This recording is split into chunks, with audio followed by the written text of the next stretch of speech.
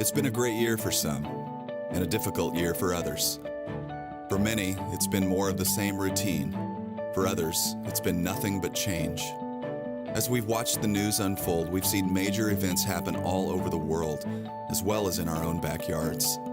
It's been an interesting year, full of things we could have never predicted, even if we tried. And then Thanksgiving lands on our calendar, and we feel like we're just expected to be thankful, as if it's something we can just turn on and off. And we all know it doesn't work that way. What if this year we resolutely choose to thank God for His goodness? That might change everything. What if, in the middle of the badness, we stubbornly acknowledge that God is up to something good, even though it may not feel like it to us? He is up to something, and it's always 100% of the time, every second of every day, good.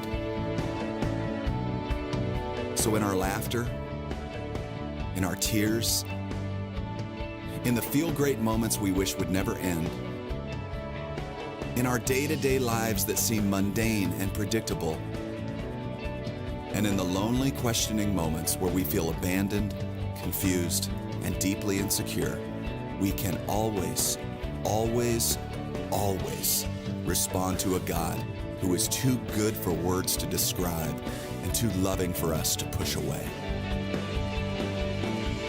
We can always thank God for His goodness. So as this year comes to an end, may we be people who are obstinately thankful, whether life makes sense or not. Happy Thanksgiving. Hi, I'm Brian. Welcome to Grace Bible Church. We're glad you're with us this morning for our worship service, and since it's Thanksgiving week, I especially want to say thank you for being here. For our visitors, we have a form like this you'll find in your bulletin. If you would fill that out and drop it by our welcome table on the way out, we'll have a fresh baked loaf of bread that you get to take home. Also want to welcome our live stream viewers. Thank you for joining us as well. And now I want to point your attention to our announcements.